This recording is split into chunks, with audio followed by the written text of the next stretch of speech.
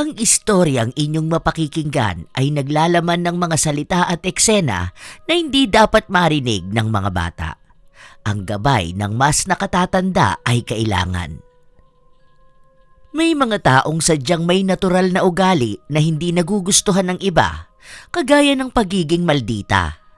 Kumbaga, masakit sa tenga kung magsalita at laging nananaway sa pamamagitan ng mataas na tono ng pagsasalita, pag-ismid at pagtaas ng kilay.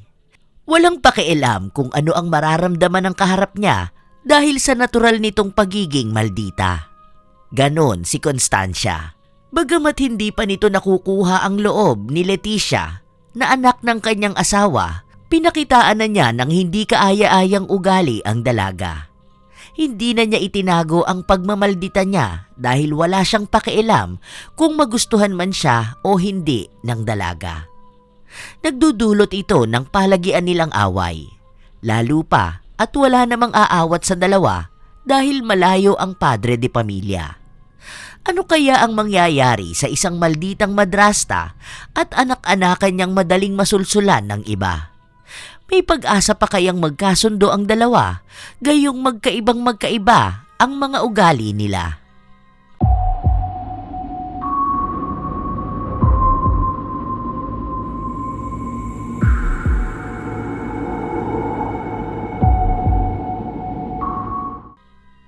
Pasalamat talaga ako dahil nagmana ka sa nanay mo. Kahit ang bata-bata mo pa, natatakbuhan na kita kaagad pagdating sa problema.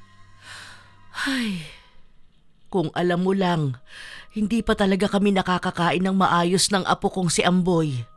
Wala pa kasi siyang inaabot na pera sa akin. Mabait talaga ang mama ko. Sayang nga iniwan na niya kami eh. Ewan ko ba kasi kay Papa kung anong nakita niya sa bagong asawa niya ngayon.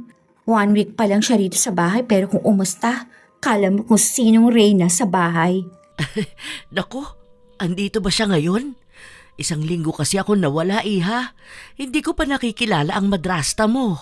Wala ho siya eh. Lumabas ata siya nung umaga. Alam niyo ho, talagang maldita siya. Tapos napaka-arte pa niya. Maganda naman ho siya pero, ay, basta. Kala mo kung sinong CEO sa bahay nito. Isusumbong ko na nga yan kay Papa eh. Kapag hindi siya umayos sa bahay nito, nang mahiwalayan na siya. Ang layo pala ng ugali niya sa nanay mo, ano? Ay nga pala, iha. Ikuha mo na nga ako ng mga delata nyo riyan. At ako'y gutom na. Ah, oho. Sige ho. At teka lang po, punta na muna ako sa kusina. Maghintay na lang po kayo rito sa sala, ha? Sasamahan na lang kita. Pipili ako ng mga delata nyo riyan. May mga delata kasi akong hindi makain eh. Ay, sige ho. Halina po kayo sa loob. Naghahalungkat na sa mga kabinet sa kusina si Leticia nang dumating ang madrasta niyang si Constancia mula sa tindahan. Narinig nito na may mga tao sa loob ng kusina kaya pinuntahan niya yun. Agad niyang nakita ang anak-anakan niya na naglalagay ng mga delata sa isang eco bag. Hindi siya napansin ng dalawa dahil abala sa kanilang ginagawa. Ay, salamat dito, iha. Mabuti ka nga talagang bata ka. Hindi na kasi ako makautang sa mga tindahan dyan. Mabuti na lang, nagbibigay ka. Ayos lang ho yun. Magpapadala naman po si Papa ng pang-grocery for next week. Aba, kung may sobra ka pa riyan sa mga groceries mo, ibigay mo na sa akin kaysa masira. At sino siya, Let, ha? Bakit nagpapapasok ka na ibang tao sa loob ng bahay? At talagang ginawang grocery store pa ang kusina natin, ha? Pinuno pa talagang eco bag ng mga delata? Sinong nagsabi sa'yo magpapasok ka ng ibang tao sa bahay? At pagkukuhanin pa mga supplies natin? Ma'am, pasensya na ho kayo kung binibigyan ako ng bata ng mga delata. Ugali na po talaga kasi niya yan eh. At saka, ganito rin noon ang nanay niya. Nagbibigay sa akin. Tama ho siya. Nung buhay pa si Mama, nagbibigay na talaga kami kay Lola Doris. Kaya pala, walang maipon-ipon ng papa mo noon. Kasi sa groceries pa lang, nauubos na ang sweldo niya. Ay, Lola, umuwi na ho kayo ha. Kung gusto ninyo ng delata, kumuha na lang kayo ng 2. At sa susunod, wag na kayong magpunta dito. Ayokong may ibang tao sa bahay, lalo na't hindi ko kilala. Tita! Bakit? Mabait naman ho si Lola Doris. Dati pa ho siyang pumupunta dito at binibigyan ni Mama ng mga sobrang groceries. Mas nauna ho namin siyang nakilala bago po kayo. Tsaka wala kayong karapatan diktahan ako sa kung sinong papapasokin ko sa bahay para bigyan ng kung ano-ano. Noon yun, hindi na ngayon. Isa pa, hindi grocery store ang kusina natin. Tandaan mo, ako na ang reyna ng bahay na to. Ako na ang gagawa ng rules sa bahay na ito. Bakit? Sino ho ba kayo? Naging asawa lang kayo ni Papa. Akala mo naman kung sino ka na. Kaya hindi nakakaipon ng papa mo dahil sa ugali mo. Lola, pakibalik ko yung mga kinuhanin yung delata ha. Hayaan niyo na po siyang dalhin ng mga yan. Ibinigay ko na ho sa kanya yan eh. Ibabalik ko na lang ho itong lahat.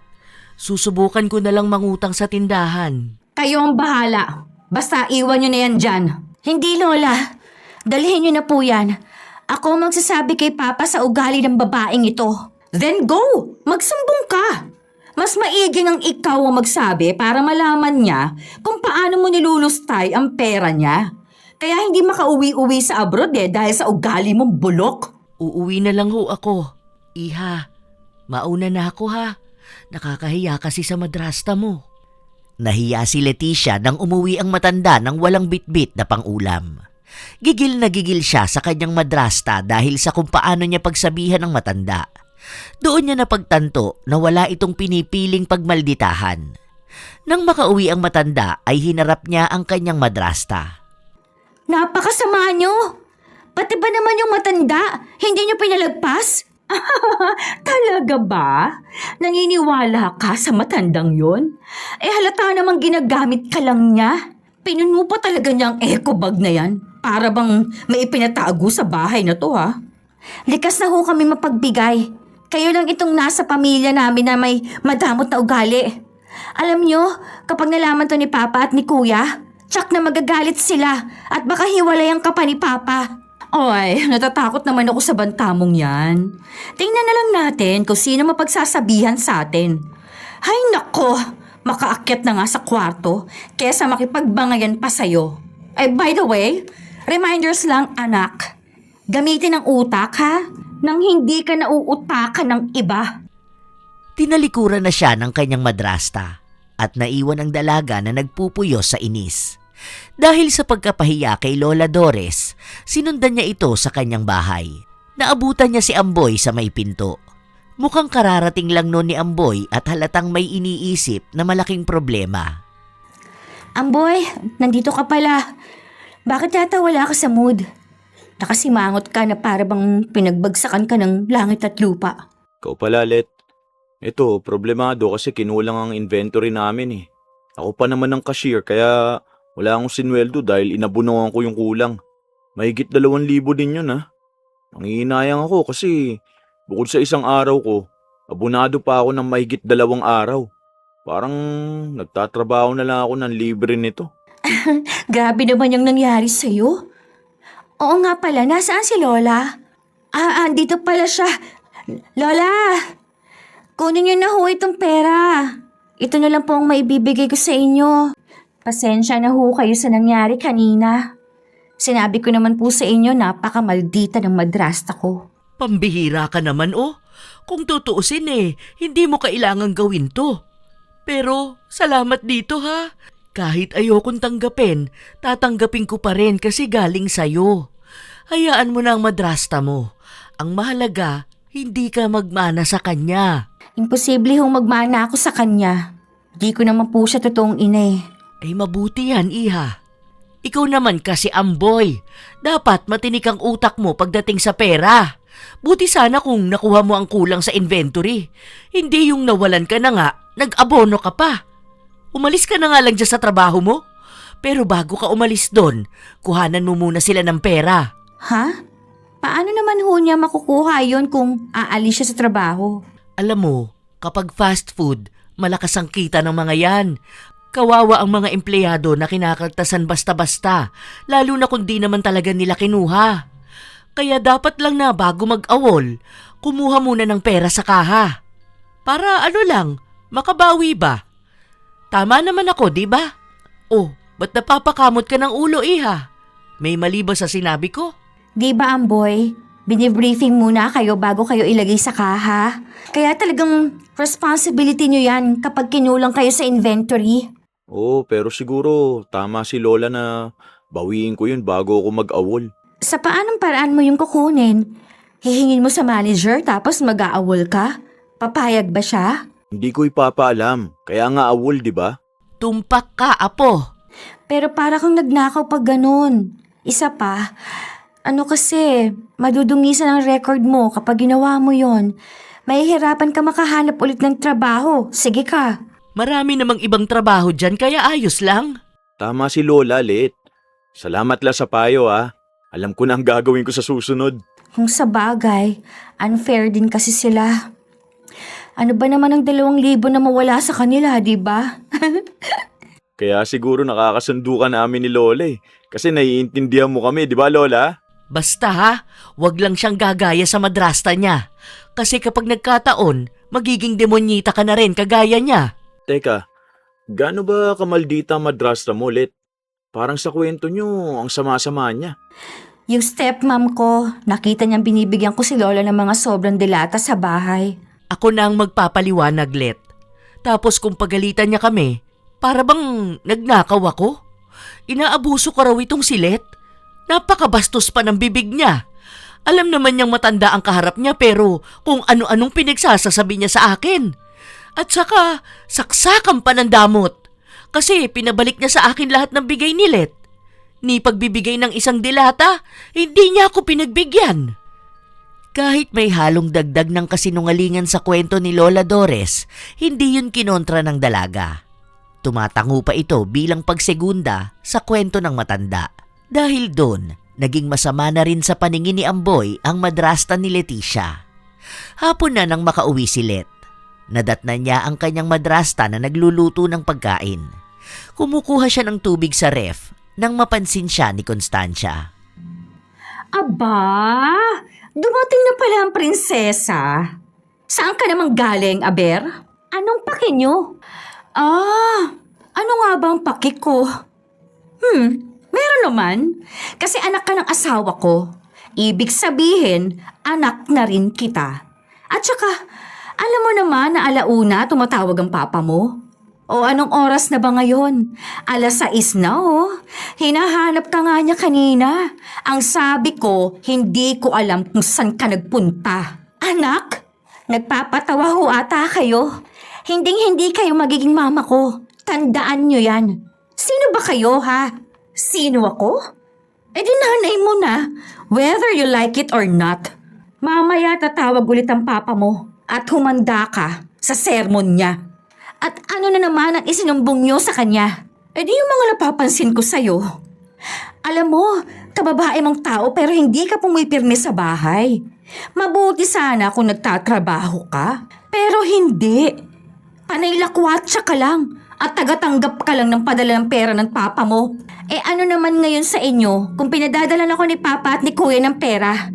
Ako ang bunso sa bahay nito na pilit niyong pinakikialaman. Gusto ko lang putulin yung sungay mo na umuusbong na. Nang maayos yung buhay mo at di maging pabigat sa tatay mo. Wow, sungay? Parang hindi mahaba at matulis yung sungay niyo ha. Magkabilang sungay pa nga yan sa inyo sa sobrang sama ng ugali ninyo. Yun na nga eh. Dapat ako lang ang mag-isang may sungay sa bahay nito.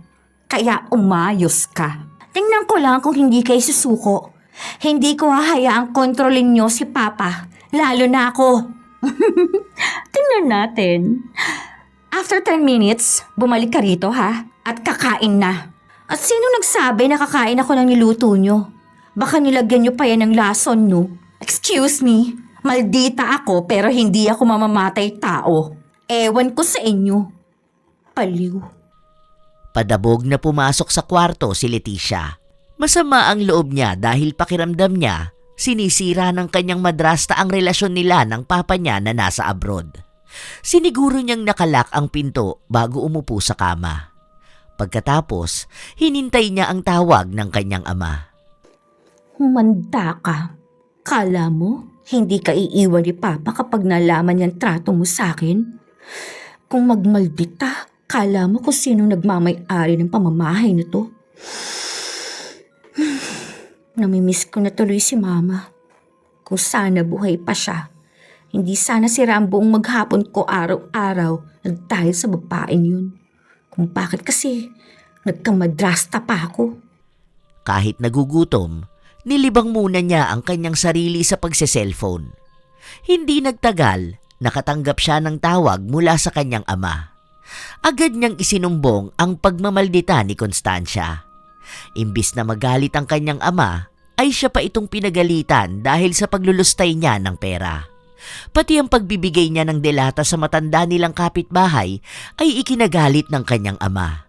Kaya naman, sinabihan siya ng kanyang ama na magiging buwanan na lang ang padala nito imbis na lingguhan. Si Constancia na rin daw ang hahawak sa kanilang budget. Nang tapusin ng ama ang tawag ay nag-alboroto si Leticia. Lumabas siya sa kanyang kwarto upang kumprontahin ang kanyang madrasta. Ang kapal na mukha nyo!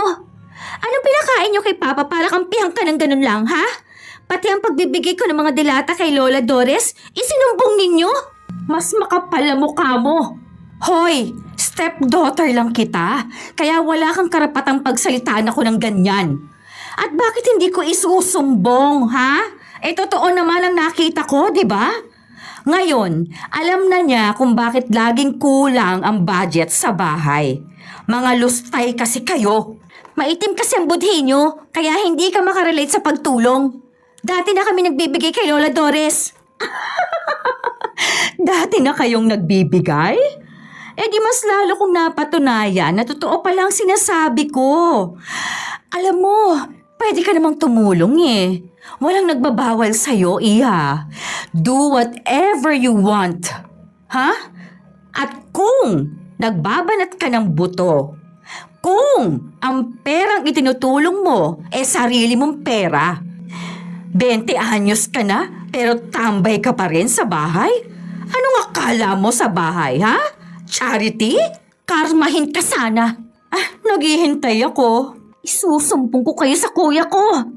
Kapag nalaman niya to, tsak pagsasabihan niya si Papa para maipagtanggol ako sa'yo. Kagaya ng sabi ko, naghihintay ako. Gawin mo na kung anong gusto mong gawin. Galit na bumalik sa kwarto si Leticia.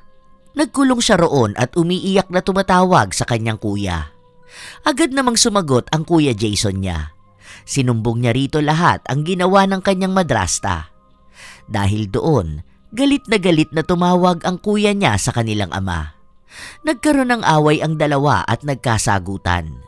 Pero hindi pa rin nasunod ang gusto ng dalaga nang muling tumawag ang kanyang kuya sa kanya.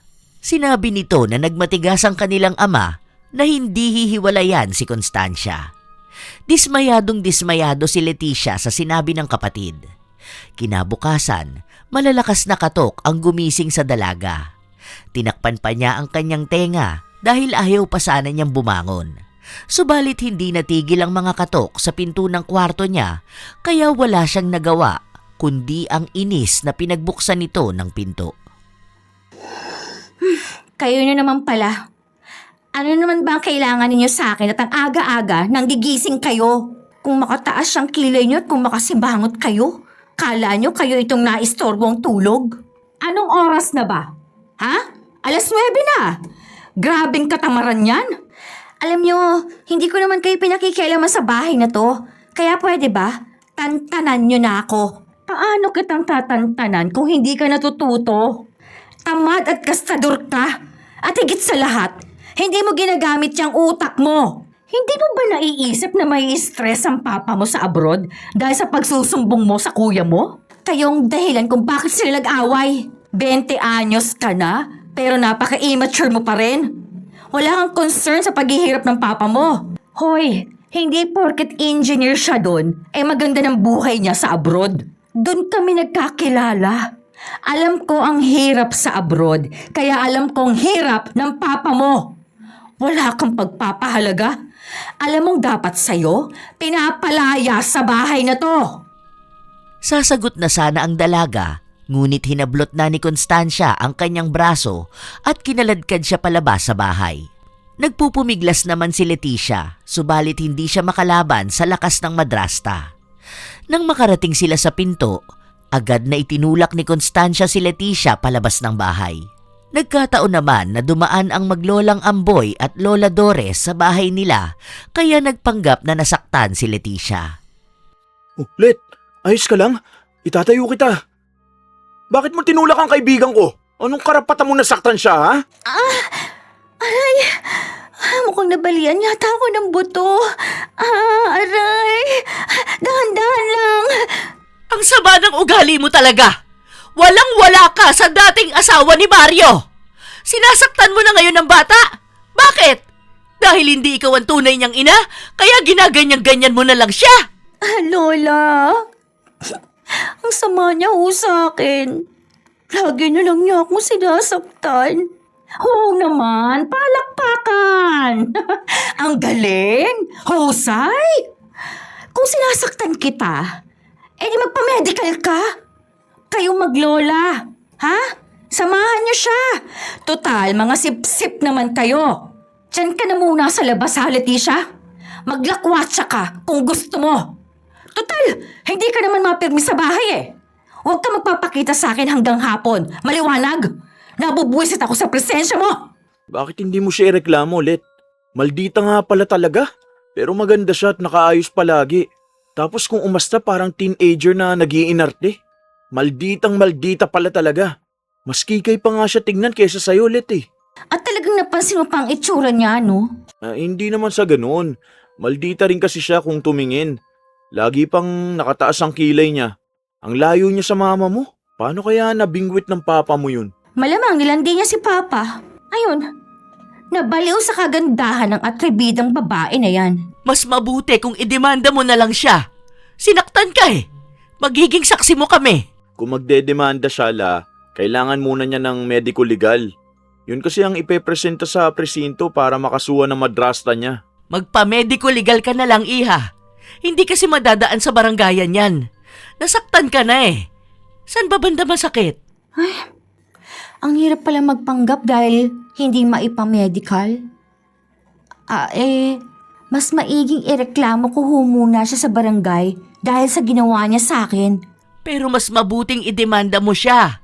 Kasi sa barangay, pagbabatiin lang kayo. At least doon, mapagsasabihan siya. Kapag hindi pa tumino ang madrasta ko, tsaka na ako magdedemanda.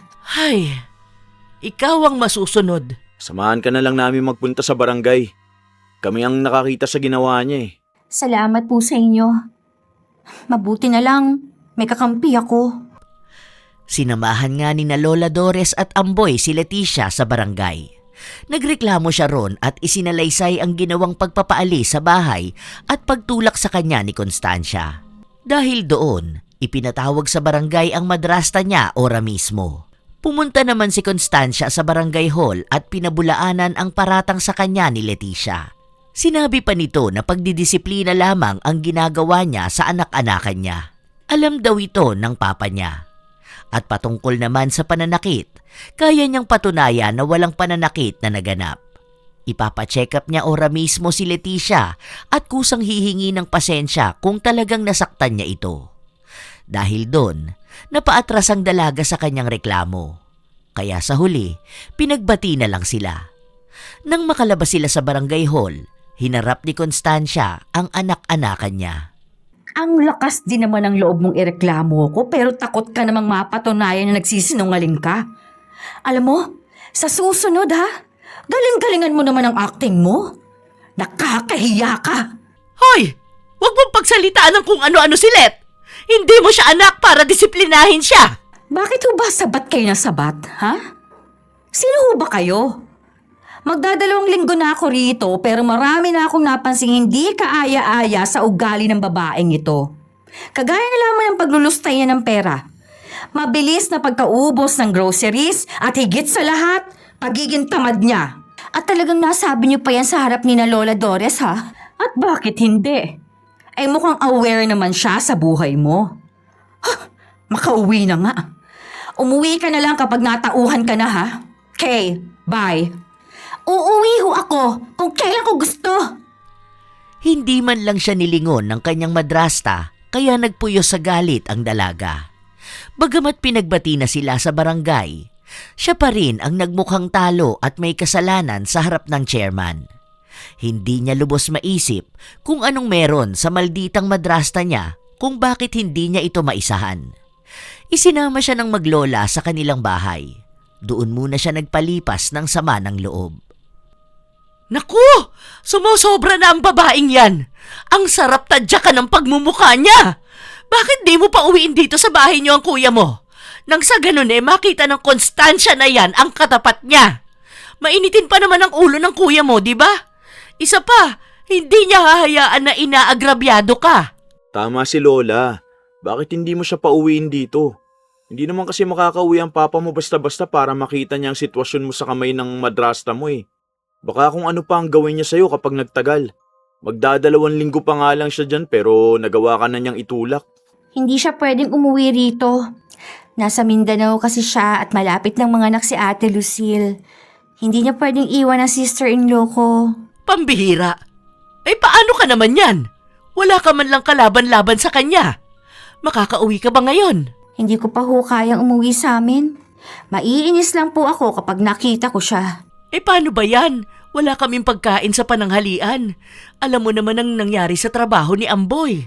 Nag-awol na nga siya pero wala man lang siyang nakuhang pera kagaya ng sinabi ko sa kanya. Kinabahan kasi ko. May mga CCTV kasi sa loob ng pinagtatrabahuan ko eh. Mamaya niyan, ipahuli at ipakulong pa nila ako. Ganun ho ba? Wala hong problema. Ako na lang po ang bibili ng pang-grocery ninyo. Total, hapon pa po ako uuwi eh. May pera pa naman ho ako dito. Teka lang ho, magsi-CR lang po muna ako. Sige iha. Nang magpunta si Leticia sa banyo, kinausap naman ni Lola Dores si Amboy. Sa silid tulugan sila nag-usap upang masiguro ni Lola Dores na hindi sila maririnig ng dalaga. Bakit dito tayo nag-usap la? Shh! Hinaan mo yung boses mo. Baka marinig ka ni Let. May pinaplano na naman ho ba kayo? Oo. Alam kong isasama ka ni Let. Hindi naman lingid sa kaalaman mo na may gusto siya sa'yo, di ba? Kaya kapag isinama ka niya sa grocery, huwag kang mahihiyang maglagay ng kung ano-ano sa cart, ha? Alam mo naman kung anong ibig kong sabihin. Nakakaya ho la.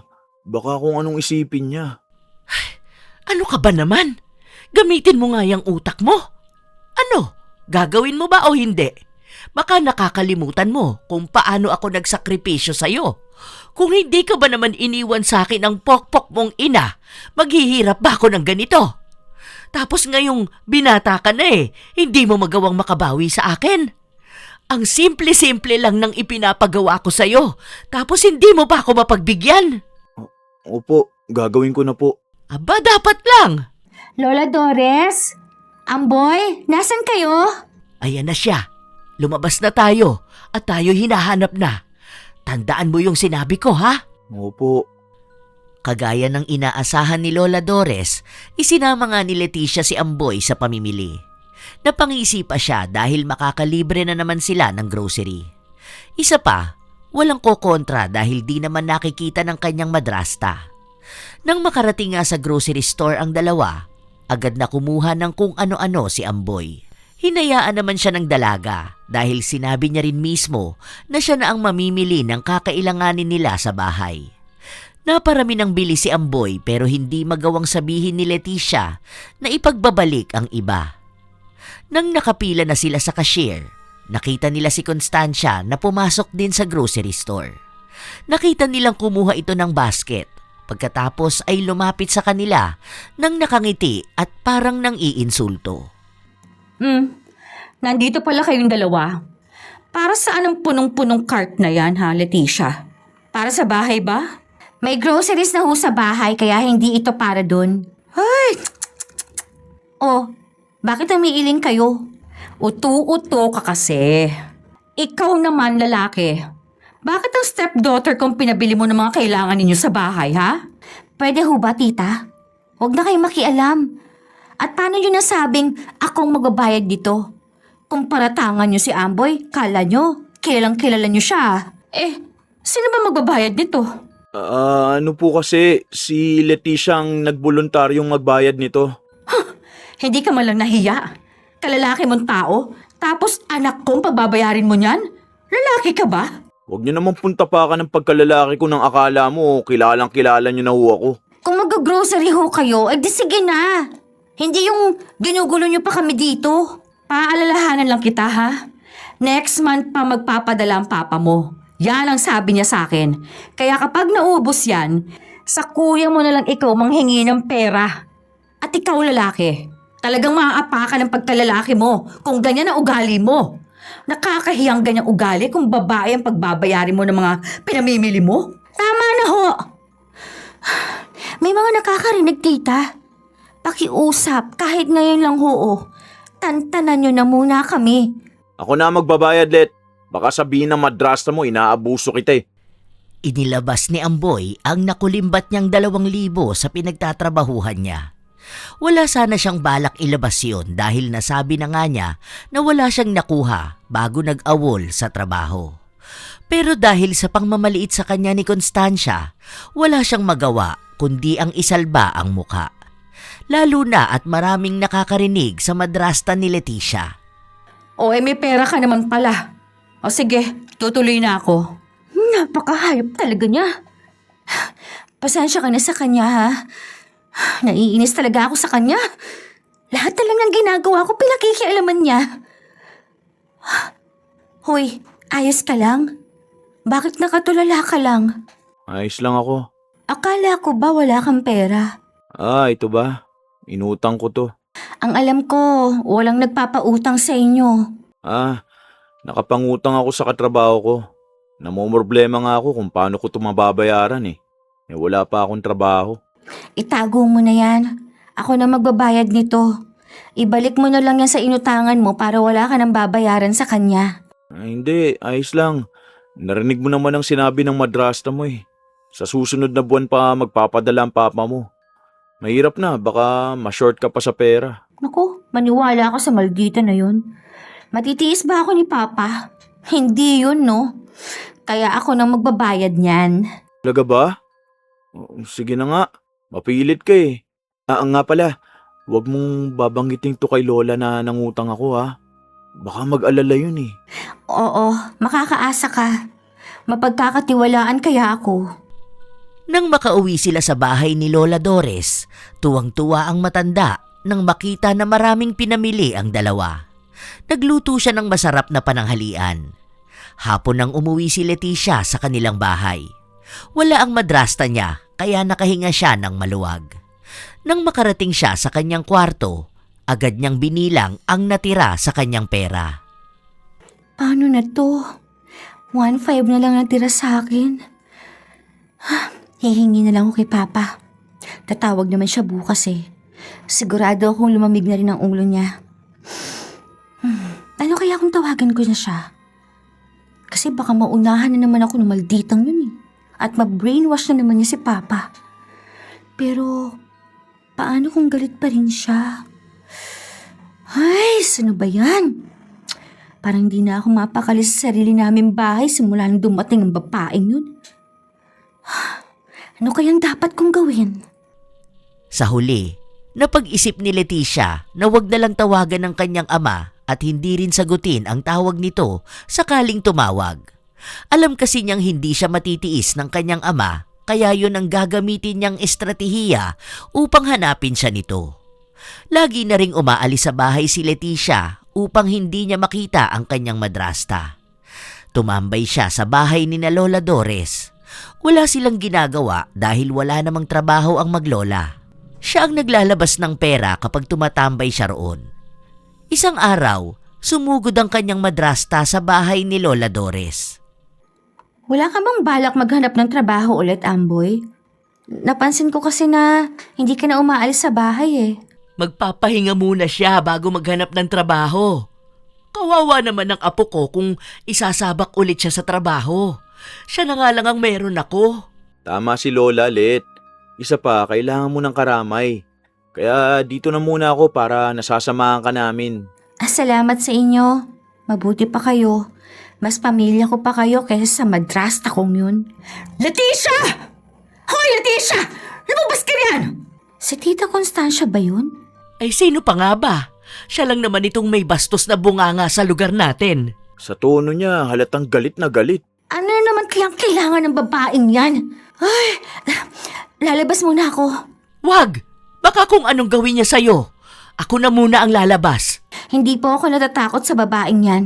Ako na po ang lalabas. Pero, lumabas na si Leticia upang harapin ang nagwawala niyang madrasta. Nakita niya ang galit nitong ekspresyon sa muka. Pero hindi natinag ang dalaga.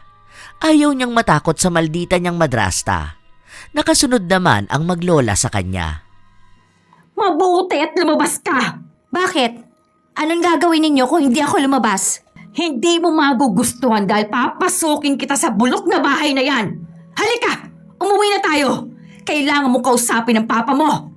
O paano kung ayoko? Nagpapanik na ba kayo kasi hinahanap ako ni Papa? Siguro pinagalitan niya kayo, no? Kasi hindi na niya ako nakakausap. Siguro nag-aalala na siya, no? Ano? Paano niya ako paghagalitan? Alam niya nagbubulakbol ka lang. Hindi ka na talaga nagbago, ha? Matigas pa rin ang ulo mo. Umuwi ka na at kausapin mo siya. Kailangan ka niya makausap. Dahil may sakit siya. Sigurado ako nagsisinungaling lang kayo. Alam kong nagalit siya kasi hindi niya ako makausap. Ayaw mo talagang maniwala? Oo, ayoko talaga. O sige, bahala ka. Hintayin mo ako rito.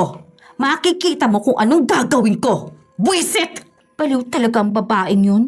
Halika na at pumasok na tayo sa loob ng bahay. Hayaan mo na ang babaeng yun. Nasobrahan sa pagkamaldita. Teka lang, pero paano kung may sakit nga ang papa mo? Amboy!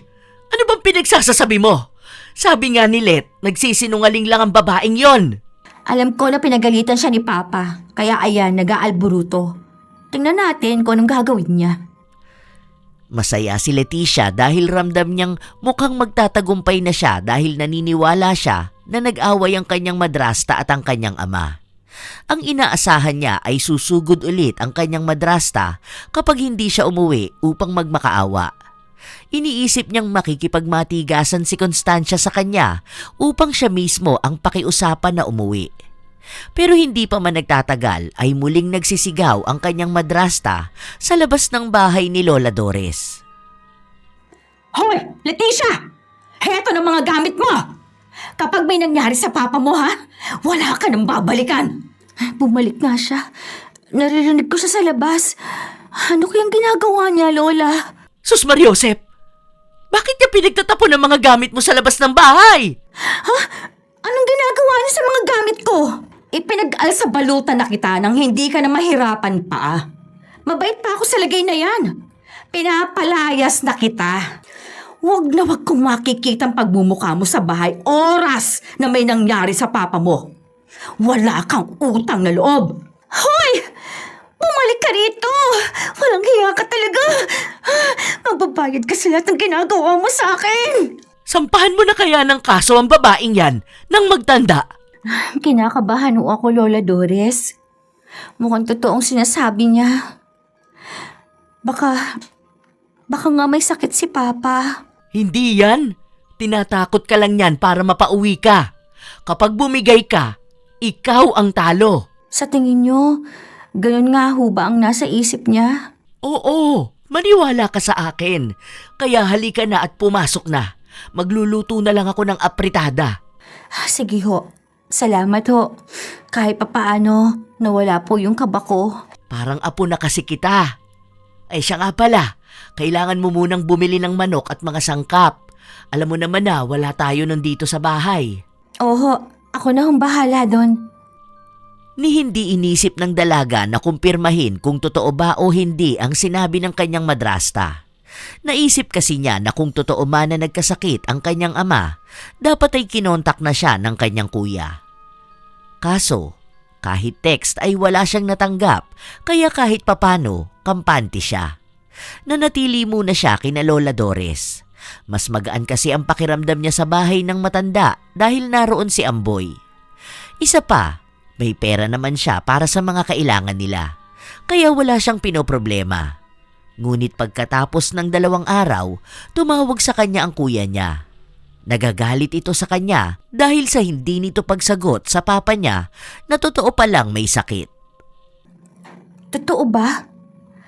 Hindi ko kasi alam, kuya. Akala ko ini-etches lang ako ng stepmom natin eh. Pinalayas nga niya ako sa bahay eh. Tapos pinagtatapon niya rito sa bahay nila Lola Doris sa mga gamit ko.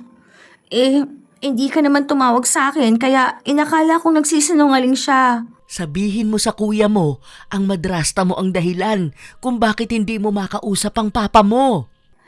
Kuya, wala akong kasalanan. Si Tita Constancia kasi nag-udyok sa akin eh. Kaya hindi ko kinausap si Papa. Parati kasi niya kinakampihan ng babaeng yun. Ang laki ng pinagbago niya, kuya, simula nang dumating ang babaeng yan dito. Alam mo ba? Minamalgitahan niya ako kahit wala naman akong ginagawang masama. Tama yan. Sisihin mo pa ang madrasta mo para magalit ang kuya mo sa kanya. Anong sinabi mo, kuya? Ninakaw na pera? Ako? Anong ninakaw ang sinasabi niya, Let? Kasama? Wala, kuya. Mag-isa lang ako rito. Uuwi na po ako. Tatawag na lang po ako kapag nandun na ako. Pasensya na kung narinig niya ako, ha? Ano palang tinutukoy niya kanina? Anong ninakaw? Wala ho, Lola. Uwi na po muna ako, ha?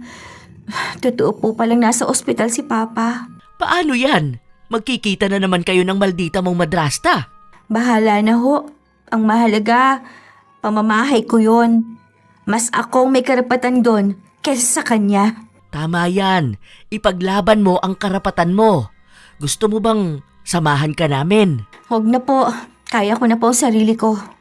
Ayoko na ho kayong madamay pa sa problema ko. O sige, kung kailangan mo ng tulong, nandito lang kami ni Amboy. Salamat ho. Uwi na ho muna ako, Lola. Kinakabahang umuwi si Leticia. Nang makarating siya, hindi niya mabuksan ang pinto. Kumatok siya at tinawag ang kanyang madrasta. Subalit sinilip lang siya nito mula sa bintana. Pagkatapos, hinayaan na siya nito. Tita! Ano ba? Buksan niyo tong pinto! Bahay namin to! Wala kayong karapatang palayasin ako sa bahay na to! Kaya buksan niyo to, bruwa ka! Ano ba? Buksan mo na to! Umuulan na ho! Kapag nagkasakit ako, kayo ang sisisihin ko! Halika, pumasok ka rito! Aray! Huwag niyo nga hablutin ang braso ko! Buisit ka? Ha? Ngayon, babalik-balik ka? Ha? Doon ka na sa bahay ng mga pinapalamon mo! Hindi ko sila pinapalamon! Hindi! Hoy, Leticia, gumising ka! Niloloko ka na nga! Masyado mo namang pinangatawan ng pagiging tanga mo!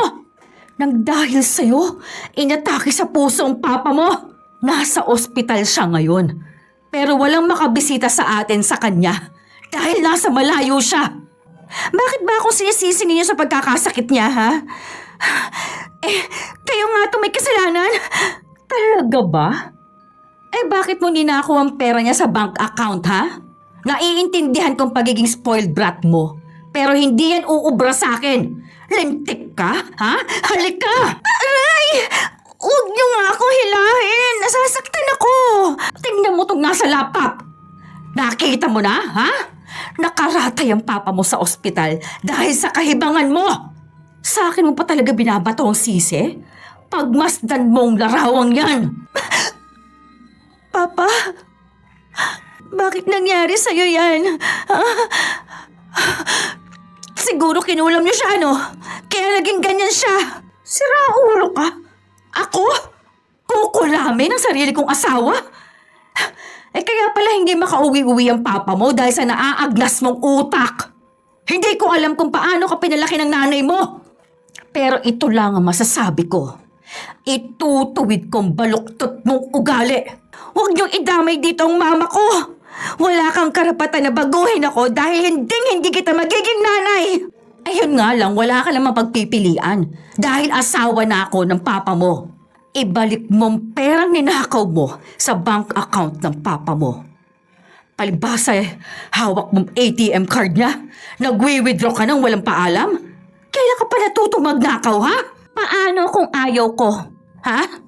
Kung ibabalik ko man yun, kailangan si Papa munang makausap ko at hindi ikaw. Ah, ganun pala ha? Halika nga rito. Aray! Nasasaktan ako. Ano ba? Huwag niyo nga ako sabunutan. Wala kasi nagdidisiplina sa'yo kaya ako ang gagawa. Ah, tama na! Ano? Ibabalik mo ba ang pera? O papatayin kita? Aray!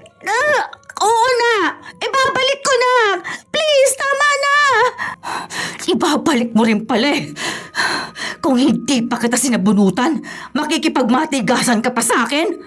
Ang sama-sama niyo. Makakausap ko rin si Papa at isusumbong ko sa kanya ang lahat ng ginawa niyo sa akin. May karapatan ako sa pera niya dahil anak niya ako. Hindi ko ipinagbabawal na gumamit ka ng pera niya. Alam mo kung anong bawal? Yung pagkuha at paggamit mo ng pera niya na hindi ka nagpapaalam. At buti sana kung sa pag-a-apply mo ng trabaho mo ginagamit. O di kaya sa business. Pero hindi.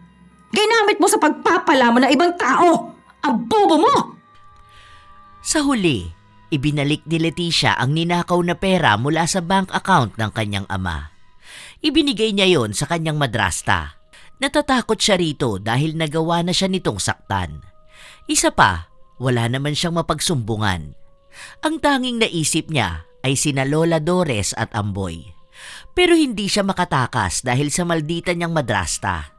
Binawalan kasi siya nitong makipagkita sa maglola. Dahil sa pananatili niya sa bahay, nanamlay siya at nagkasakit.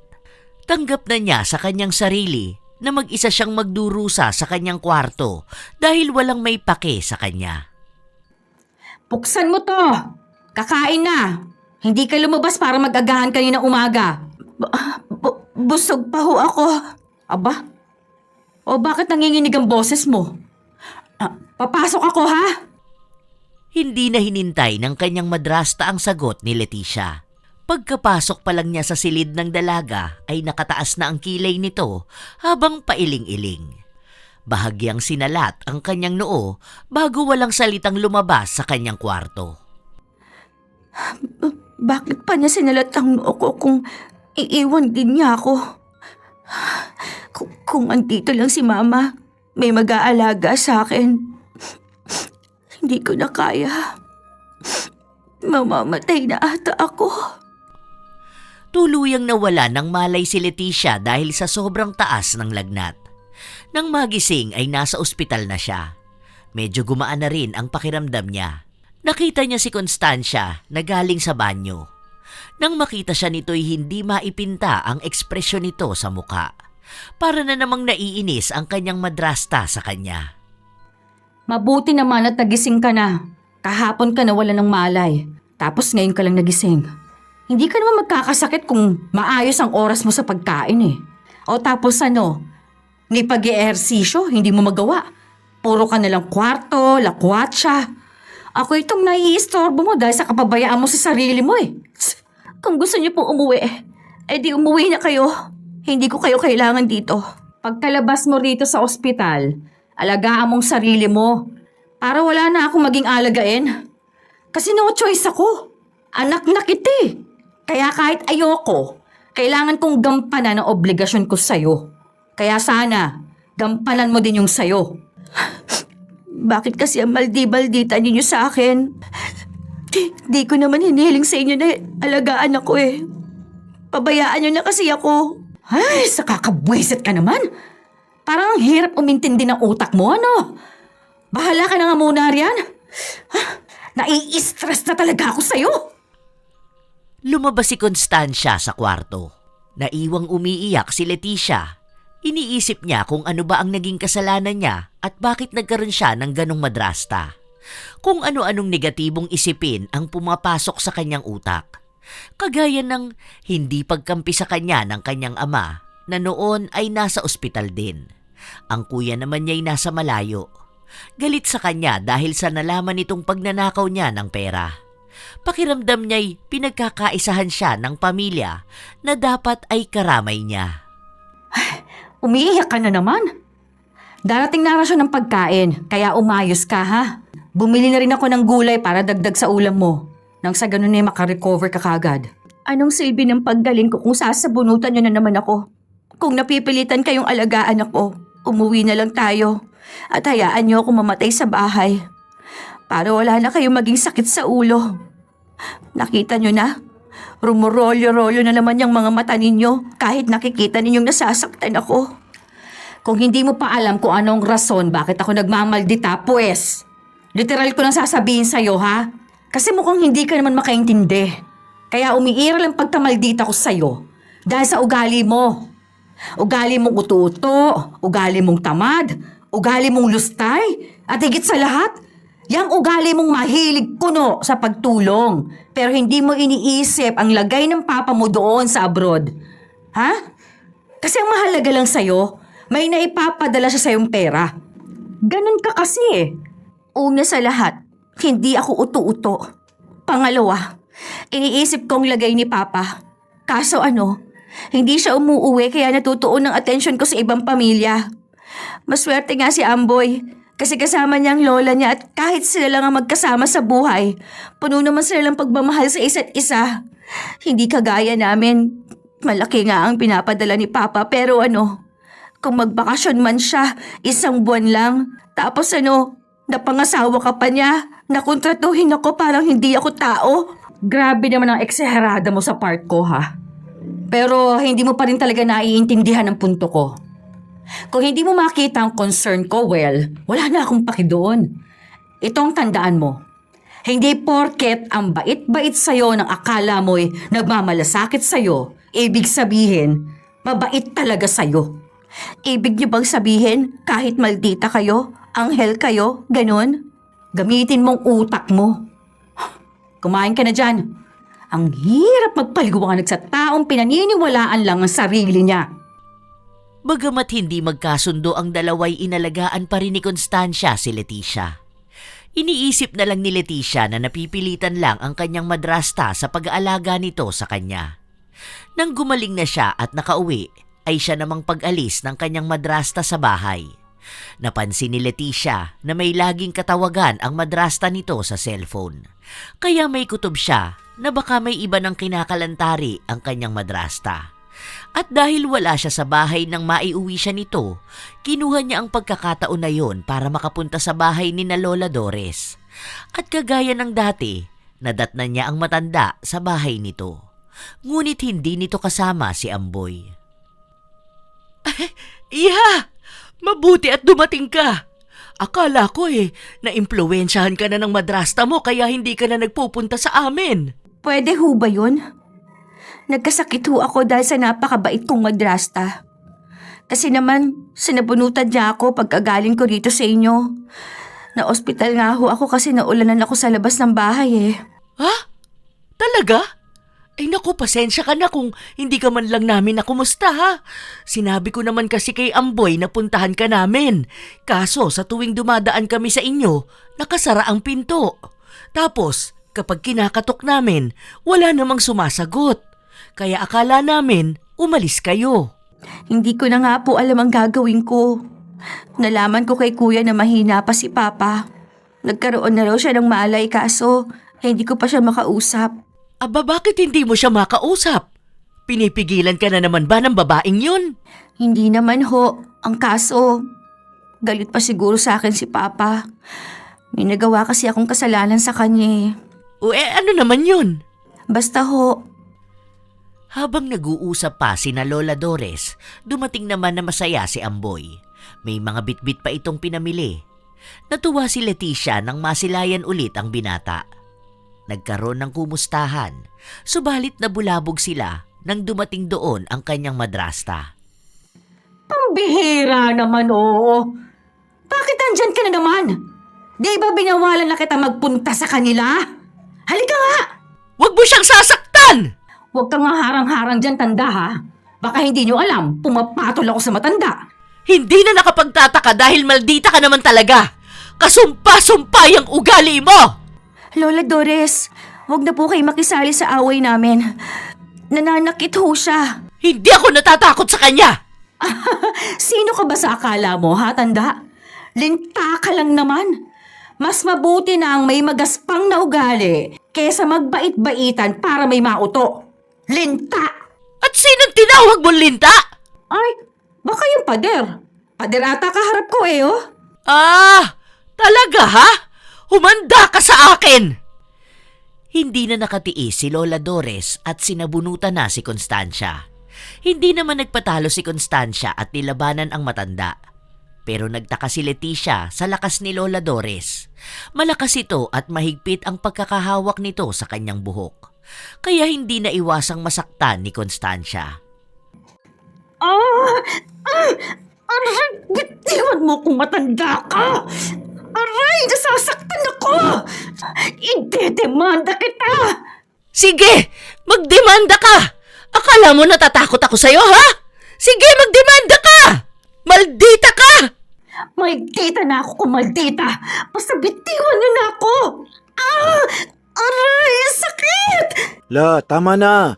May dada ang mga tanod, baka hulihin ka nila. Bitiwan nyo na ho siya. O ano, lalaban ka pa? Akala mo kung sino kang Bruhilda ka? Kahit anong tago ninyo sa baho ninyo, sisingaw at sisingaw rin yan. Kung nauuto ninyo si Leticia, pues, ako hindi. Halika na, Leticia. Umuwi na tayo. Ayoko. Dito lang ako. Ayoko magtiis kasama ka. Mas gusto mong makasama mga lintana to? Kukup-kupin namin si Leticia. Kaya dito na siya. Let, uuwi ka ba? O iiwan kita rito? Dito lang ho ako. Ayoko nang makisama sa kagaya mo. Bahala ka na nga sa buhay mo. Sige, tignan ko lang kung hindi ka magsisi. Umalis na si Constancia nang hindi niya napilit si Leticia na sumama sa kanya pauwi. Samantala, napayakap naman sa tuwa si Leticia kay Lola Dores dahil pakiramdam niya nanalo sila sa kanyang madrasta. Salamat, Lola Doris. Kayo ang savior ko. Hindi ko inaasahan na matapang ho pala kayo. Nahanap na rin niya sa wakas ang katapat niya. Madali lang palang talunin niyang nagmamaldita mong madrasta eh. Tingnan lang natin kung makakabalik pa siya rito para bawiin ka. Ang galing mo, La. Hindi ko inaasahan na ganyan ka pala katapang. Kailangan talaga turuan ng leksyon ang babaeng yon. Kasi kung hindi, hindi siya magtatanda. Mapapanatag ako nito kahit papano. Ang problema ko na lang, si Papa. Nag-aalala ako sa kanya. Huwag ka nang mag-alala sa kanya. Ang alam ko, magagaling ang mga doktor sa ibang bansa kumpara rito sa atin sa Pilipinas. Sana nga ho. Sa susunod na araw, tatawagan ko siya. Sa pananatili ni Leticia sa bahay ni Lola Dores, nakaramdam siya kahit papano ng hiya. Nang magpasaring sa kanya si Lola Dores na naubos na naman ang kanilang supply sa bahay. Hindi magawang magtanong ni Leticia kung nasaan ba ang huli nilang ipinang-grocery. Gayong marami-rami yun. Sinarili niya ang pagtatakang yun dahil siya ang nakikitira kina Amboy. Kaya naman kinabukasan, nagpaalam siyang uuwi na sa kanila. Hindi niya sinabi kung ano ang rason pero hindi rin nagtanong ang maglola. Ano ba, tita? Buksan mo tong pinto! Kanina pa ako kumakatok dito! Uy, naparito ka. Hulaan ko. Maghahakot ka na naman ng mga pagkain na ipapadala mo sa bahay na yon kasi wala ka ng pera, no? Ang sama mo talaga! Alam kong iniipit mo ko. Huwag kang humarang sa pintuan. Okay, go! Pumasok ka na. Teka, bakit nawawalang ibang gamit dito sa bahay? May mga nawawalang furniture at mamahaling vase na binili ni Mama. Binenta niyo ho ba? Hoy, wag mo nga akong masisisi tungkol sa pagkawala ng gamit dito. Bago tayo nagpunta sa ospital, may nanloob sa bahay. Hindi mo lang napansin kasi mas inuna mo ang pagpunta sa bahay ng mga linta na yon. Hindi ako naniniwala. Alam ko may kinalaman ka sa pagkawala ng mga gamit dito.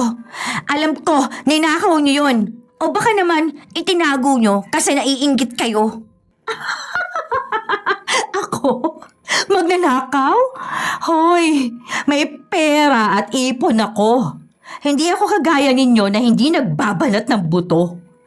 Alam mo, kunin mo ng lahat ng gusto mong kunin sa bahay na to at pagkatapos, huwag ka nang bumalik.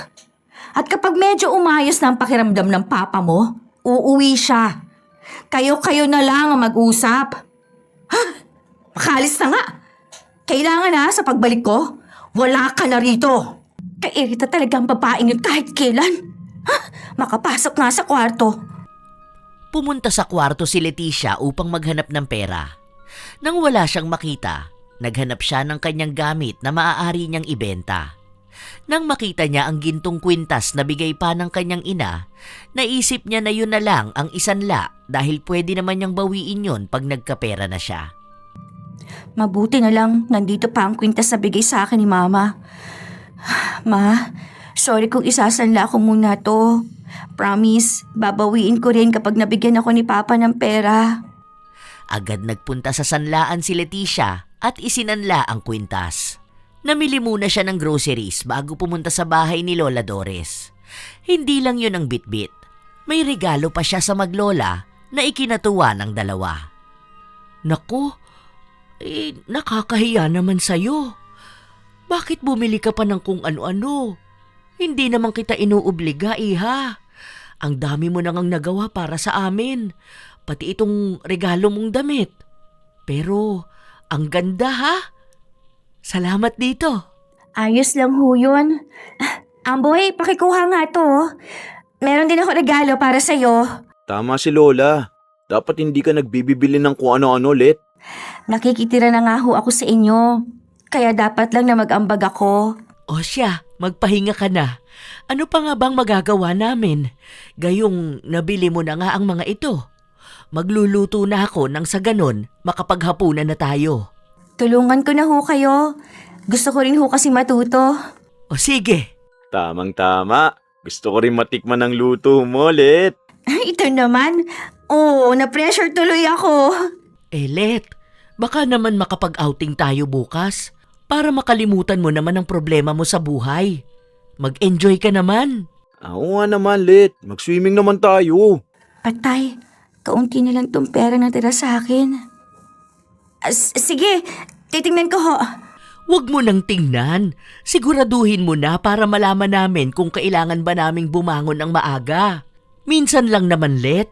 Matanda na ako at ni minsan, hindi ko naranasan yun. Isipin mo na lang na isa tayong buong pamilya na mag-a-outing. Kaya pumayag ka na. Sige ho. Pero kaunti lang po ang budget ko. Kasi hindi pa po nakapagpadala si Papa. Nagkasakit nga ho kasi siya. Ganun ba? O sige, sa susunod na lang. Akala ko pa naman makakapag-enjoy tayo bukas. Pero titingnan ko ho kung may mahingi po ako kay Kuya. Oh, yun naman pala, Hihingi raw siya sa kuya niya. Ay dapat kausapin mo na siya. Nang sa ganon, maaga tayo bukas. Nakaramdam ng pagkailang si Leticia dahil sa kakaibang pang-oobliga ng maglola sa kanya upang magsaya. Kahit na ganon, inisip na lang niya na baka paraan nila yon para pagaanin ang kanyang loob. Subalit, hindi niya nakontak ang kuya niya. Ang ginawa na lang niya, nangutang siya sa kanyang kaibigan para lang may magamit sila sa swimming. Kinabukasan nga'y naghanap ng maaarkilang masasakyan si Amboy. Nagluto naman sina Leticia at Lola Doris ng mga pagkain na dadalhin nila sa outing. Subalit, 2 oras na ang nakalipas, hindi pa bumabalik si Amboy. Isang kapitbahay ang nagsabi sa kanila na hinuli si Amboy ng mga pulis. Ha? Anong hinuli? Bakit hinuli ng mga pulis ang apo ko? Let, anong gagawin natin? Puntahan po natin siya sa presinto. Huwag po kayo mag-alala. Magiging maayos din po ang lahat. Dumiretso nga sila sa presinto at doon nakasalubong niya ang kanyang madrasta palabas sa istasyon ng pulis. Tita, anong ginagawa niyo dito? Huwag niyo sabihin hanggang dito ba naman, sinusundan niyo pa rin ako. Ano ka? Celebrity? At sino bang nauna rito? Di ba ako? Ay mukhang ako nga sinusundan mo Halika na, Let. Huwag mo nang pag-aksayahan ng oras ang babaeng yan. Sige na, tumuloy na kayo. Samahan mo ng matandang yan, Let. Siguraduhin mong may dala kang pera, ha? Dahil halata naman na ikaw ang pagbabayarin niya ng piyansa ng apo niya. Ikaw ba ang nagpakulong sa apo ko? Dapat lang yun sa kagaya niya. Dahil magnanakaw siya. At itong hibang na stepdaughter ko, nabubulagan. Bakit? Ano ang ninakaw niya? Huwag kang maniwala sa demonyitang yan! Pinalaki ko ng maayos si Amboy. Kung nakulong man siya ay dahil yan sa madrasta mo. Siniraan niya ang apo ko. Hoy, tanda! Huwag mo nga akong masisi dyan sa gawain ng apo mo, ha? Malay natin, ikaw pang nag-utos sa kanya. Punyeta ka! Ang sama-sama mo talaga! Lola Dolores, huwag niyo na po yung sugurin. Nasa harap po tayo ng istasyon. Mamaya niyan, kayo pa po ang maidemanda. Uy, may utak ka rin pala. Ay bala ko sanang wag man laban para makasuhan ko siya ng physical injury. Kaso, pinigilan mo. Pasalamat kayo, may kailangan pa kaming gawin. Pero huwag kayong pakampante dahil babalikan ko kayo. Lola, tayo na ho. Magbabayad ka rin! Tandaan mo yan! Pwe, gawin nyo. Huwag yung puro dada. Bagamat nanggigigil sila kay Constancia, mas minabuti nilang unahin si Amboy. Nang kausapin nila ang pulis sa information desk, nalaman nila na na-detain siya dahil sa aligasyon ng pagnanakaw ng gamit sa bahay ni Constancia. May mga ilang tao na nagpapatunay na siya mismo ang nagbenta ng mga ninakaw, kaya siya nakulong. At upang makalabas ang binata, kinakailangan nilang piyansahan ito. Anong gagawin natin, Let? Wala akong pera pampiyansa sa apo ko. Kailangan po nating makausap si Amboy. Bakit? Let, ano bang iniisip mo sa apo ko? Para mo na kaming pamilya. Huwag mo sabihin na naniniwala ka sa babaeng yun. Amboy, Let, mabuti at dumating kayo. Natatakot ako rito. Apo ko, bakit umabot sa ganito? Anong ginawa mo at nakulong ka? Ang madrasta ni Let. Nahuli niya akong pinagkukuha ang mga gamit niyo, Let. Inaamin ko na pinagkukuha ko yun. Pero hindi para nakawin. Ipinatago ko lang kasi natakot ako na baka wala nang matira sa'yo eh. Maniwala ka sa akin, Let. bakit ang sabi ng mga polis? Saksi raw ang mga pinagbentahan mo na ninakaw mo raw yun. Dahil binayaran sila ng madrasta mo. Nahuli nga kasi niya ako. Siya ang may pakana ng lahat ng to. Pinoprotektahan lang kita, Let. Totoo ba yan? Apo naman, napapahama ka tuloy dahil sa pagmamahal mo kay Let. Nahuli ka tuloy. Sabi ko naman sa'yo, hindi kayo bagay. Anong mahal? Let, pasensya ka na kung nagkagusto ko sa'yo. Gusto ko lang kasing protektahan ka at gantihan ng madrasta mo dahil sa mga pinaggagawa niya sa'yo. Hindi makapaniwala si Leticia dahil sa pag-amin sa kanya ng binata na siyang sinigundahan naman ng kanyang lola. Dahil doon, naniwala naman siya sa kasinungalingan nila. Ang inutang niyang pera na gagamitin sana nila para magsaya ang siyang ipinangpiyansa niya mismo kay Amboy. Nang makauwi sila, hindi na muna pinauwi ni Lola Dores si Leticia. Sumusobra na yung madrasta mo, Let! Hindi ko na siya mapapalagpas sa pagkakataong ito! Ano ho ang gagawin natin ngayon? Ang hirap po niyang kalabanin. Buti sana kung hindi siya kinakampihan ni Papa. Kaya wala akong mahawakan na pera dahil pinipigilan ng maldita na yun eh. Kung papayag ka, gagawin ko na ang matagal ko nang pinaplano sa kanya! Ano ho yun? May magagawa ho ba kayo? Meron! Pero ito'y kung papayag ka lang. Kahit ano pa po yan, papayag ako. Basta wag lang po ang pumatay. Hindi tayo papatay. Tuturuan ko lang siya ng leksyon. Sige po, papayag po ako. Ipapakulam natin ang madrasta mo. Nang sa ganun, hindi ka na niya mapakialaman. Kapag nakaratay na siya sa higaan, wala nang sasaway sa lahat ng gusto mo. Ha? Totoo naman ho ba ang kulam? Aba oo, totoo ang kulam. Subok ko na yun. Nasubukan niyo na po? Kanino? Basta. Nasubukan ko na yun sa kaaway ko. Pero ginawa ko lang yun nung masagad na ako. Hindi dahil ginusto ko lang. Kaya sana, wag mo kong pag-isipan ng masama.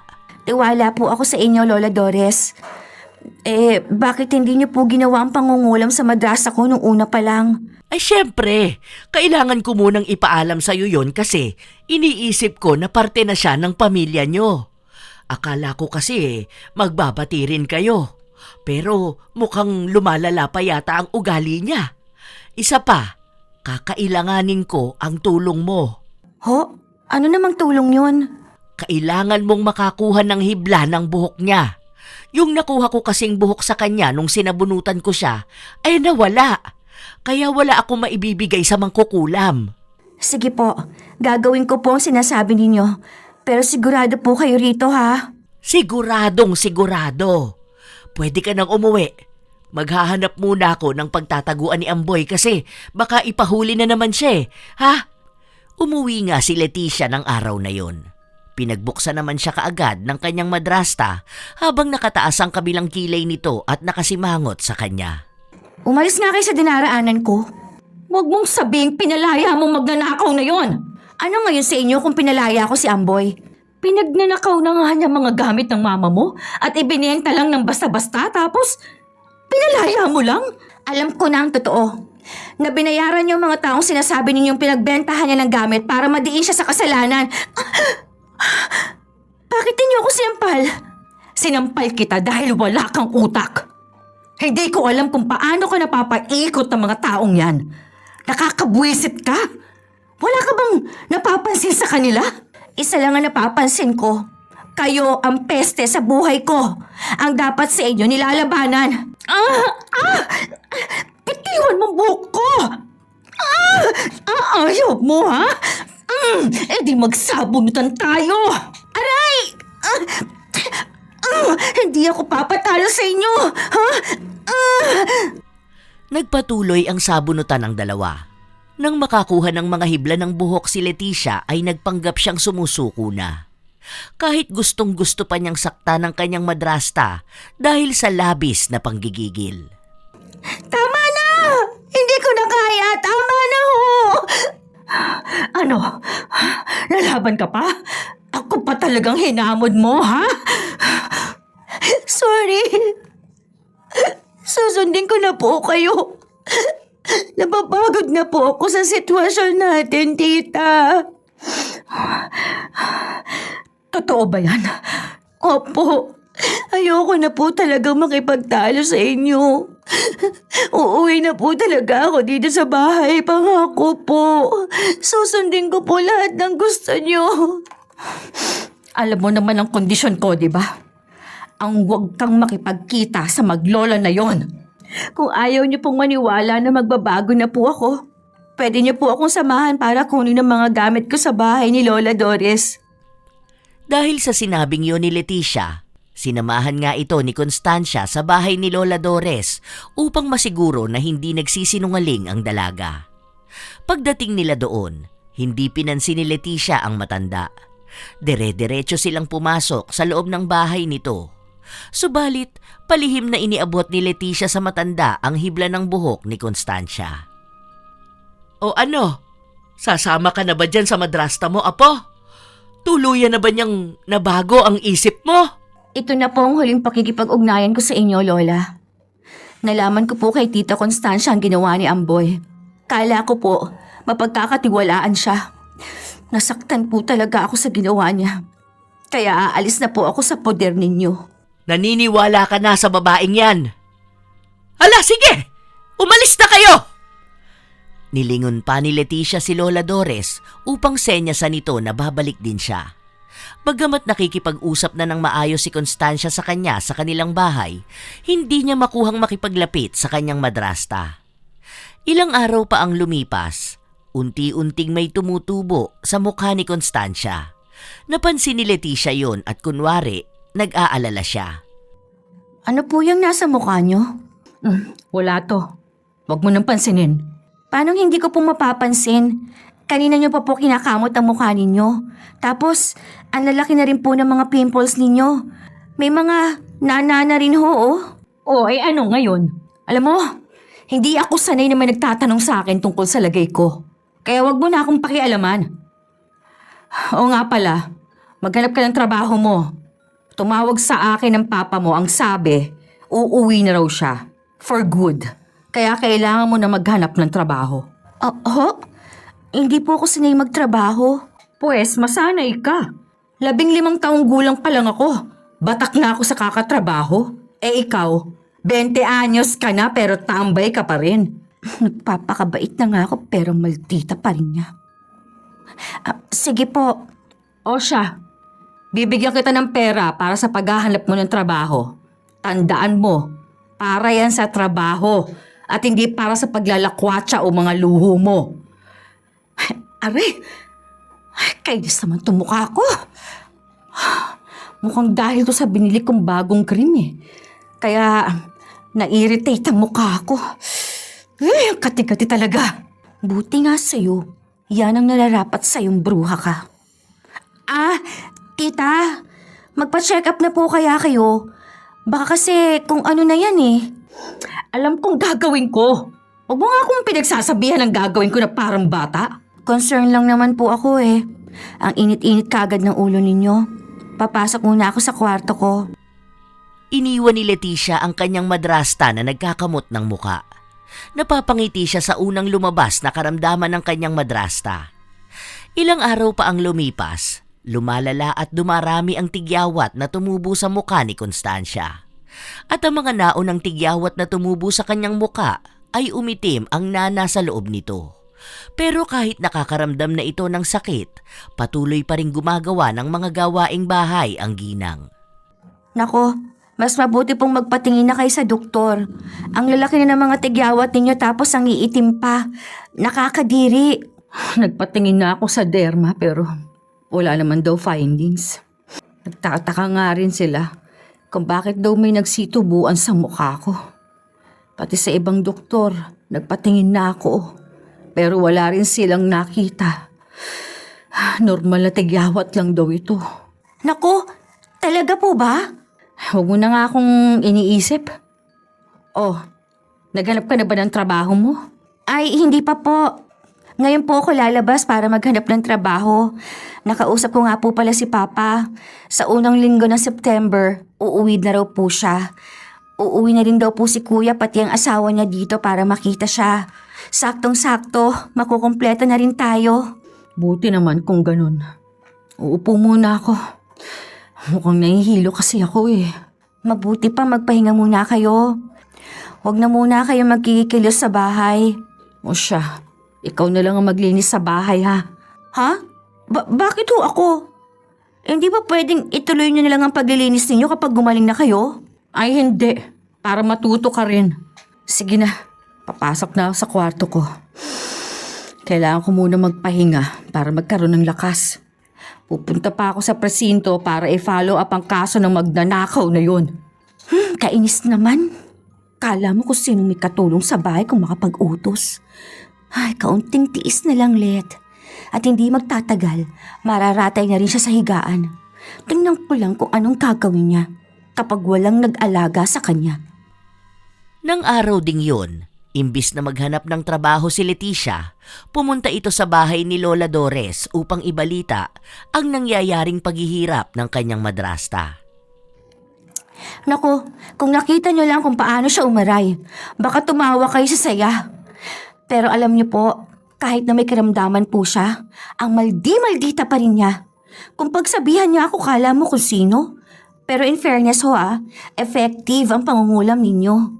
Sabi ko naman sa'yo mas lalala pa yan sa susunod na araw. Tandaan mo, wag na wag kang maaawa sa babaeng yon.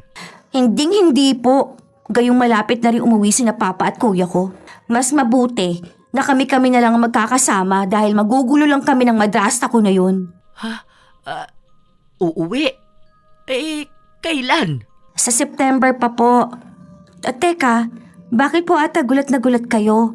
Wala naman. Ano lang kasi, nakakagulat kasi ang biglaan nilang pag-uwi.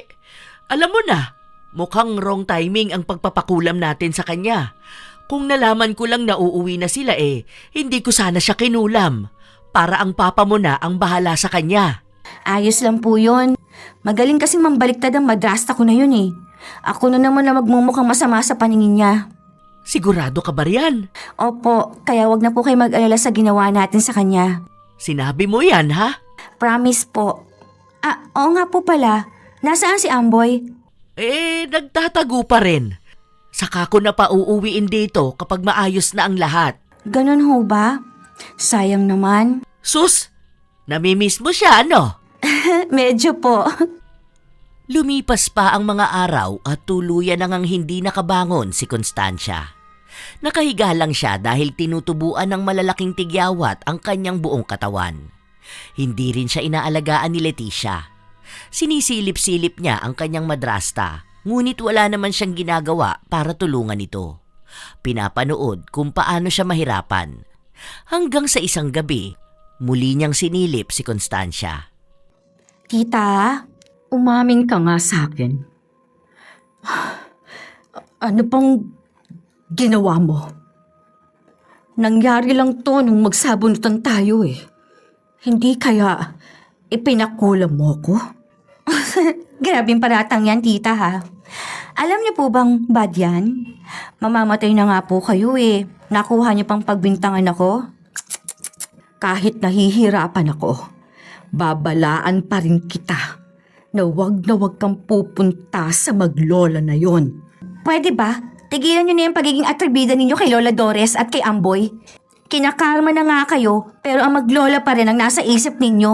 Pinoprotektahan lang kita. Hindi mo lang napapansin kasi nga nabibilog ka nila. Kung nakakatayo lang ako dito, ako sinabunutan na kita. Hala, di gawin niyo kung kaya niyo. Huwag niyo nang pilitin pang bumangon dahil hindi niyo kaya. Babangon ako dahil kailangan. Kahit kailan talaga. Napakatigas ang ulo mo. Hindi ka ba nagtataka kung anong ikinamatay ng mama mo? Ha? Isipin mong mabuti kung anong ikinamatay niya. Kagaya ng nangyayari sa akin. May hinala na ako sa nangyari sa nanay mo. Huwag niyo nga banggitin ang mama ko. Wala kang karapatan na banggitin siya. Mabulok ka sa kwartong yan na walang mag-aalaga sa'yo. Ano bang pinagsasabi ng babaeng yun? Nakarating na nga't lahat, nakakainis pa rin siya. Teka, bakit parang may nawawala na naman yata sa gamit namin? Hala, nawala yung mamahaling painting dito ah. Kahapon naman nandito yun eh. Teka nga, makapunta nga sa kwarto dati ni Mama. Hindi maipaliwanag ni Leticia ang kaba ng mga oras na yon, sapagkat maraming nawawalang gamit sa kanilang bahay. Hindi naman niya masisi ang kanyang madrasta dahil ilang araw na itong may sakit. Pagdating niya sa kwarto ng kanyang ina, napagtanto niya na marami ring nawawalang gamit doon. Paanong nangyari to? Hindi ko malang napansin na may pumasok sa bahay. Tapos nakakandado naman lahat ng pinto sa bahay. Chine-check ko rin kasi lagi ang pinto eh. Teka, naalala ko na, nawawala pala ang susi ko. Naku, makapunta nga kina Aling Doris. Kinakabahan si Leticia nang magtungo siya sa bahay ni Lola Dores. Ayaw niyang pag-isipan ito ng masama. Nang makarating siya sa bahay, ay hindi na muna niya tinawag ang matanda. Sa halip, nagdahan-dahan muna siya na para bang may nag-uudyok sa kanya na wag munang tawagin agad ang matanda. Gusto niyang pakiramdaman kung ano ba ang ginagawa niya roon. Nang bigla niyang marinig ang pinag-uusapan nila ni Amboy. Ayoko na, La. Hindi ko na kaya ang mga pinapagawa niyo sa akin. Bakit niyo ba ito ginagawa sa pamilya ni Lit? Nakuha na natin ang mamahaling gamit nila. Naipakulam na natin ang madrasa niya. Kaya ko naman ho kayong buhayin, La. Hindi sa parang ganito. Ilang beses na tayong nagpalipat-lipat ng bahay dahil sa panggagancho niyo sa ibang tao. Manahimik ka! Wala ka kasing alam, Amboy! Mas mapapadali sana ang pagbabayad ng pamilyang yan sa atin kung hindi lang umiksena ang madrasta ni Leticia. Matagal ko nang hinihintay ang pagkakataong ito. Alam mo ba yon? Nang dahil sa ina ni Let, namatay ang nanay mo. Bakit? Dahil siya ang nagyayang magpakapokpok ang nanay mo para gawing hanap buhay. Magiging maayos sana ang landas ng nanay mo kung hindi lang sa walang yang Rosita na yon. At nang mapangasawa siya ni Romeo, ano? Iniwan niya sa bar ang nanay mo. Pinabayaan at di na kinumusta. Nabuntis at ipinanganak niya hanggang sa namatay na lang siya sa sakit na AIDS. Bakit ngayon niyo lang ho sinabi sa akin to, Lola? Dahil napuno na ako ng galit, Apo. Gusto kong isa-isahin ang pamilya nila. Lintik lang ang walang ganti, Apo. Nagdahil sa kanila, nasira ang buhay ng nanay mo at namatayan ako ng kaisa-isa kong anak. Ibig po bang sabihin, kayo rin ang dahilan kung bakit namatay ang nanay ni Let? Hindi! Kusa siyang nakarma kaya namatay siya. Pero hindi ako kontento sa paghihinagpis niya. Kaya sa pamilya niya ko ibubunton ang galit ko! Hindi makapaniwala si Leticia sa lahat ng kanyang narinig. Nanginginig siyang umatras bago siya mahuli ng mga ito. Tumakbo siya sa kanilang bahay habang umiiyak. Nang makarating siya ay agad niyang kinumpronta ang kanyang madrasta. Sabihin niyo sa akin ang totoo, tita. Ano ang alam ninyo sa maglola at bakit gano'n na lang ang kagustuhan ninyong umiwas ako sa kanila? Ha? Sumagot kayo!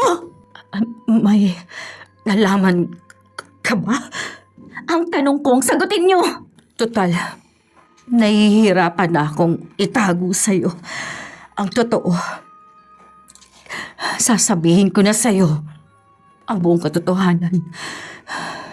Naging kaibigan ko ang nanay mo at ang anak ni Lola Dores na si Carmela.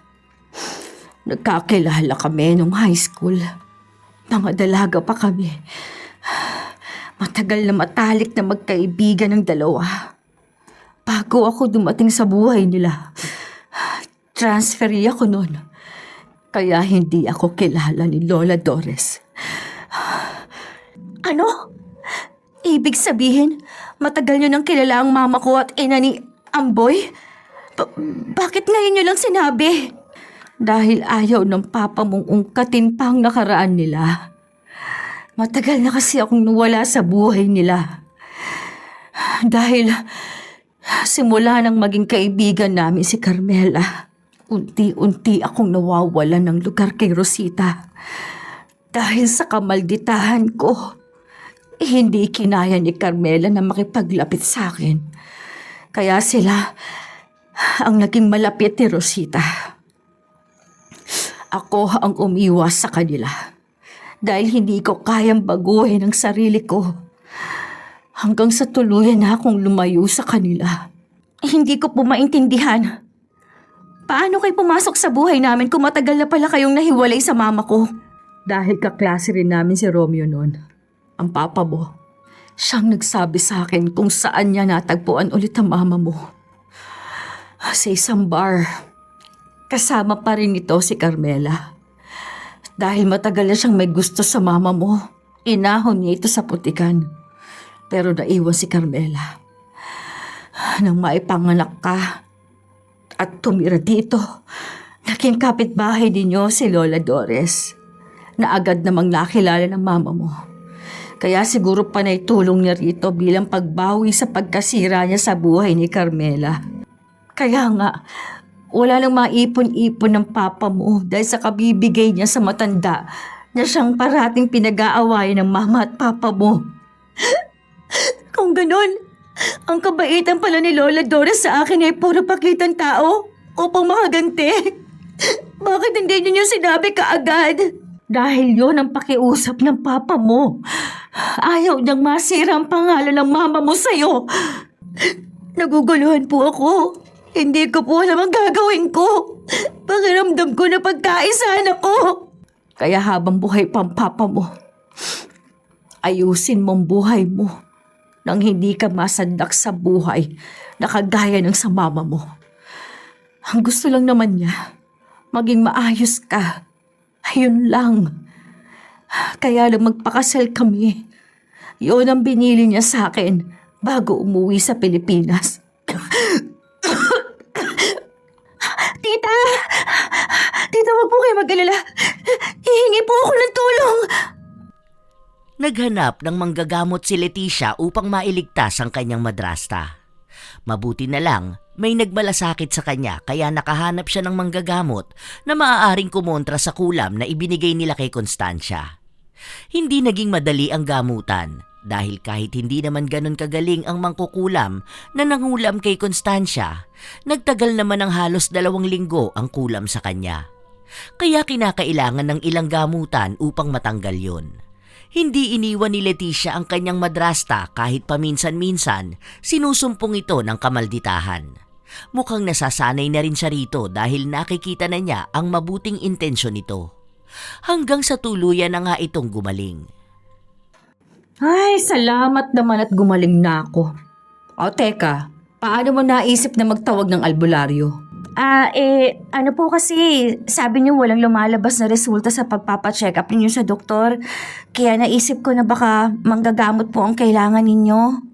May utak ka rin pala, no? Oo nga pala, wag ka na magpapakita sa maglolang yon, ha? Sige po, pero may pakiusap po muna ako. Sige, sabihin mo. Pwede po bang i-atras niyo na ang kaso kay Amboy? Ano po kasi, para matapos na pong sigalot sa pamilya natin at sa kanila. May point ka naman dyan. Pero, sa tingin mo, matatapos nga ba ito? Kung tutuusin nga po, may kasalanan si Mama sa kanila.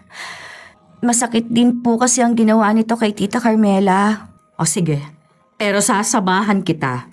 Sige po. Pinuntahan ng magmadrasta ang bahay ni Lola Dores. Ngunit naabutan nilang walang tao sa bahay. Nalaman nila sa kapitbahay nito na isinugod ang matanda sa ospital dahil bigla na lang daw itong nagkasakit. Dahil doon, sa ospital dumiretso sina Leticia at Constancia. Naabutan nila si Amboy sa nurse station. Iiwas pa sana si Amboy nang makiusap si Leticia na gusto niyang makausap ang matanda. Kaya naman, inihatid ni Amboy ang 2 sa ward kung saan naroon si Lola Dores. Lola Dores? Bakit nandito ka? Kayo? Anong ginagawa niyo rito? Gusto ko lang pong ihingi ng tawad ng mama ko sa lahat po ng naging kasalanan niya sa inyo. Alam ko na po ang totoo. Alam ko, masakit po para sa inyong ginawa ni mama. Pero sana po, mahanap niyo po sa puso ninyong kapatawaran. Hindi ko na alam, Let, kung ano na ba ang layunin ko sa mundo. Napuno na ako ng galit at nabuhay sa pagpaplano kung paano makaganti sa pamilya nyo.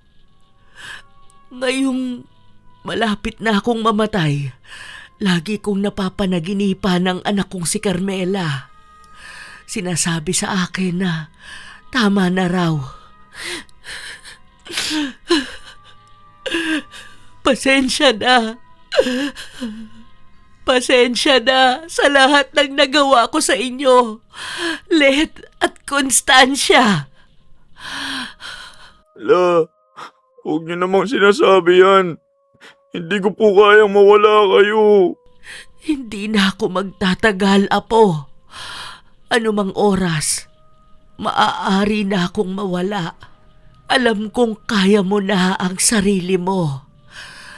Patawarin mo rin sana ako kung nabuhay ka kasama ko sa plano kong paghihigante. Kahit ano pa po kayo, La. Mahal ko po kayo. At wala po magbabago dun. Pakatandaan mo na mahal din kita, Apo.